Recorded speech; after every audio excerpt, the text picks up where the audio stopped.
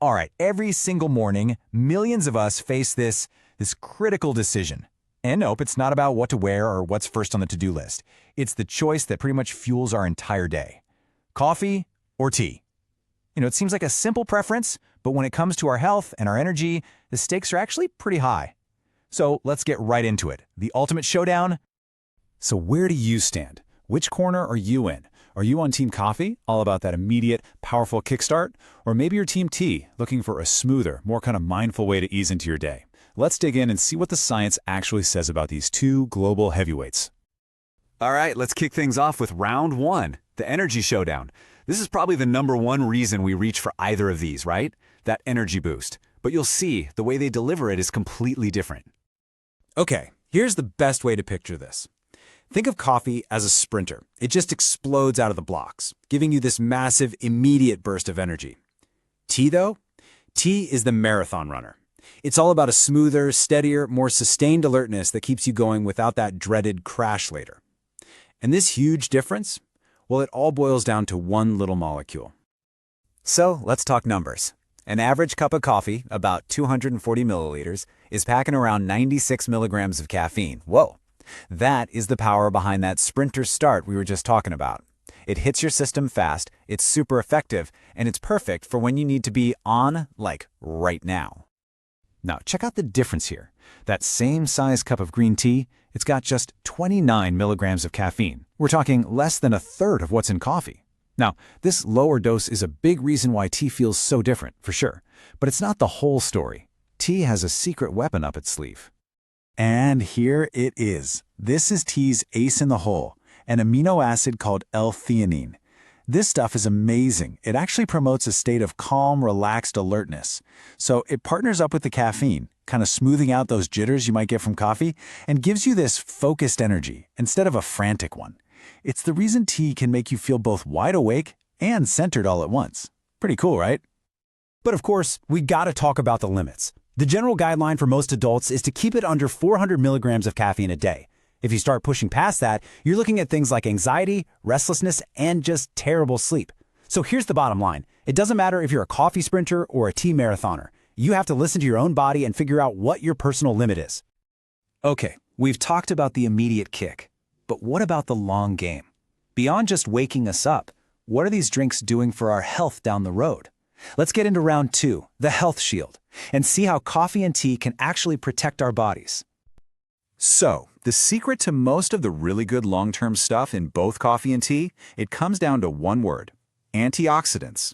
You've probably heard of them, right? Basically, they're these amazing little molecules that fight off damage to our cells and reduce inflammation, which we know are at the root of so many diseases.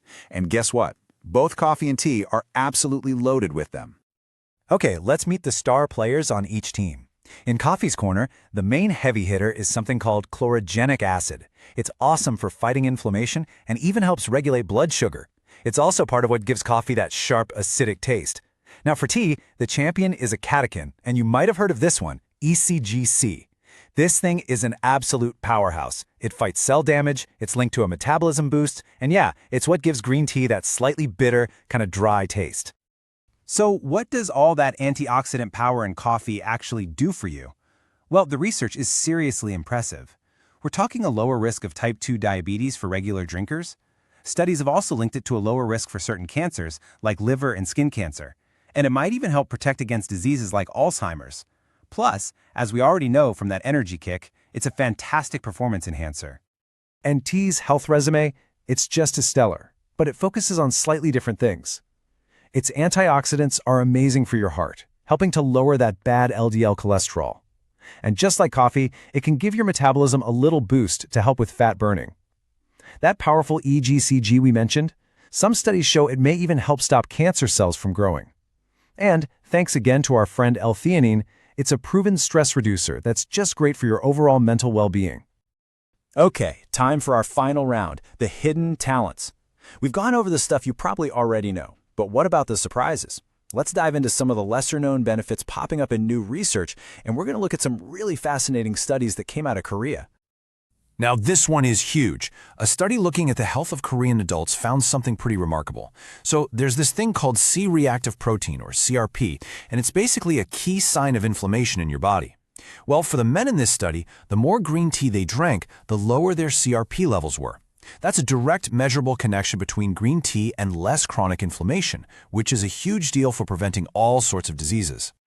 And get ready for a total curveball. You know that 3-in-1 coffee mix? The instant kind with the coffee, creamer, and sugar all in one packet? We usually think of that as the less healthy choice, right? Well, a massive Korean study found something totally unexpected. Women who drank this mix up to twice a day actually reported a lower risk of what they call an impaired quality of life, meaning they had fewer problems with things like anxiety, pain, and depression. How about that? It really makes you rethink some common assumptions. So after all that, we've arrived at the final verdict. Who's the champion? Is it coffee? Is it tea? Well, the truth is, there isn't one winner for everybody. The real champion really just depends on you and what you're looking for. Let's just break it down one last time. Choose coffee if you need that quick, powerful jolt of energy.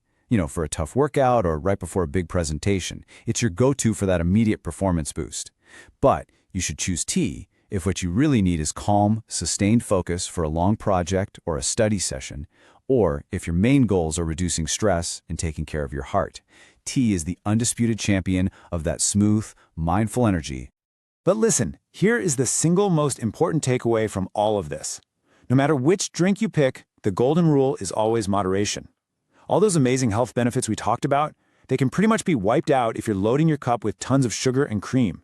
The real key is to enjoy them in their simpler forms, and maybe most importantly of all, just listen to your body and how it responds. In the end, this whole debate isn't really about one drink being objectively better than the other. It's all about which one is better for you, for this moment, for this day. So the final question I'll leave you with is this. Now that you know all this, which champion are you going to choose to fuel your day tomorrow? The choice is all yours.